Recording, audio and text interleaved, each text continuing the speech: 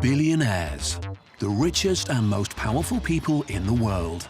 There are said to be only 1,400 of them, but who are they? Most are elusive figures, living their lives behind closed doors. So what does unlimited wealth do to the human mind? What do you do after you've got the fast cars, yachts, and the private jets? These are the entrepreneurs and visionaries that can change our world with their big dreams. All entrepreneurs enjoy dreaming and thinking what could be. People are shocked, they're afraid of being immortal. Are we still on track to land on the moon by 2015? We've gained intimate access to 3 of these extraordinary characters. Our aim, to understand what makes them tick, to understand what makes them special, and to understand how to be a billionaire.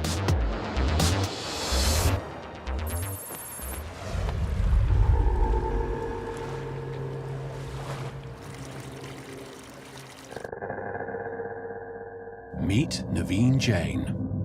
Oh, hello, how are you? So, I'm going to show you some of the cool stuff here, stuff from space. I probably have the largest collection of meteorites in private hands, and probably most museums. And this is something that I like to share with everybody, and the reason I'm sharing with you is because I want people who can't afford to have them to be able to see what they are like. I want them to be able, people to be able to touch them, and people to be able to feel that same thing that I feel having these meteorites in my hand. This is really nice beast from the moon. So imagine you're holding in your hand a piece of moon. I mean, that is just unbelievable. So people talk about, you know, honey, I'll take you to the moon. I brought the moon to you. I mean, imagine that. Right? This particular meteorite fell last year in California, and I was watching the TV, and I saw this woman holding this meteorite. And I contacted her, and I somehow convinced her that it's in much better hand with me than with her, because I think it could pay for her kids' college education, which is how I have it. Here's another meteorite that actually hit a woman minding her own business, and this thing from the sky fell through the roof and hit her thigh. This meteorite would be less valuable, but for the fact that it actually hit a human being on Earth. And it's just really fascinating. Naveen has a seemingly never-ending collection of rocks from outer space. He said they were worth over $9 million, a drop in the ocean for a man with a personal wealth estimated at $2.2 billion. Look, beautiful, burnt rock. But his fascination with space extends beyond his meteorite collection.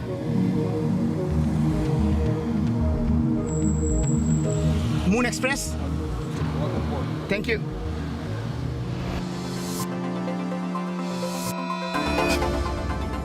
"32-year-old Russian billionaire Dmitry Itskov made his fortune through an online media empire. Now he's the story as he tries to drive forward one of the most audacious ideas imaginable. Thank you for your vision. Thank you so much. I don't think you're crazy. I read the articles. I don't think you're crazy. You know, I think you got a vision, right? I think we can help you achieve that vision. All right. Thanks. Thanks, Dave.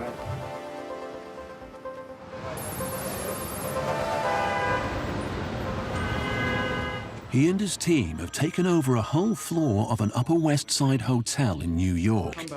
Final preparations are taking place for his controversial Global Future 2045 Congress.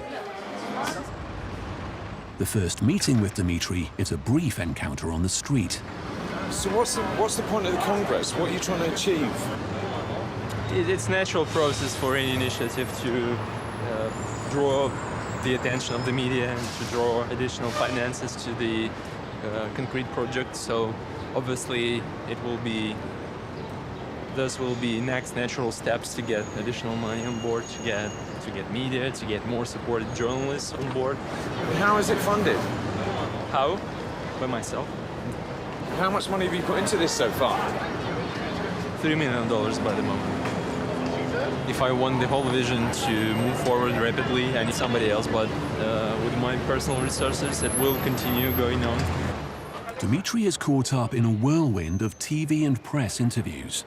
He's trying to convince the world that this project is more than a rich man's pipe dream. Tell us about the 2045 initiative. What are you seeking to accomplish here? What we're trying to accomplish is to create the foundation for the future evolution of human beings and to give people the chance for the, I would say, for the second life. Dmitry is happy to talk about the project, but he's more guarded when asked about himself. You haven't spoken a whole lot about your personal life, right? Something you prefer not to discuss? There's just nothing in my personal life. Nothing is going on there. What do you mean? From dawn to dusk, I'm just working and working and traveling, flying, meeting people. After a day of non-stop interviews and networking, Dmitry finally retires to his modest hotel room. Time to get to grips with his dream. So, Dmitry, where did the idea for the Avatar project come from? The real effect on my personality, which led me to the 2045 initiative, was about my spiritual crisis. When I was just 25, I understood that I just didn't need, that extra luxury that I could have. I just realized that the more I live, the more I just spend my time doing something which won't lead me to the satisfaction in the future. To be immortal, to have the option to live forever, to have the body which is, not limited with all this biology, this is the real freedom. It's interesting, First of all, it's completely scientific. No esoterics, no mystics. It's scientific avatar. But in parallel, the whole motivation is spiritual. Dmitry has a detailed roadmap and even a political party to help drive through his dream. It's a 35-year plan for human evolution that starts with the development of human-like robots or avatars controlled remotely through brain-computer interface. This, he hopes, will develop to another stage with the full brain transplant, and he plans to eventually take us to a stage where uploading the human consciousness will be possible. The ultimate end goal is to exist as immortal holograms. But with science still unable to explain what consciousness actually is, his plan of downloading it to a machine is ambitious to say the least.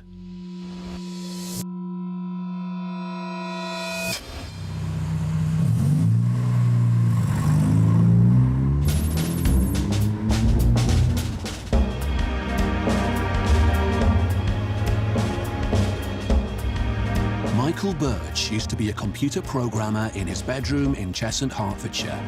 Now he's living the dream in San Francisco. It's an unusual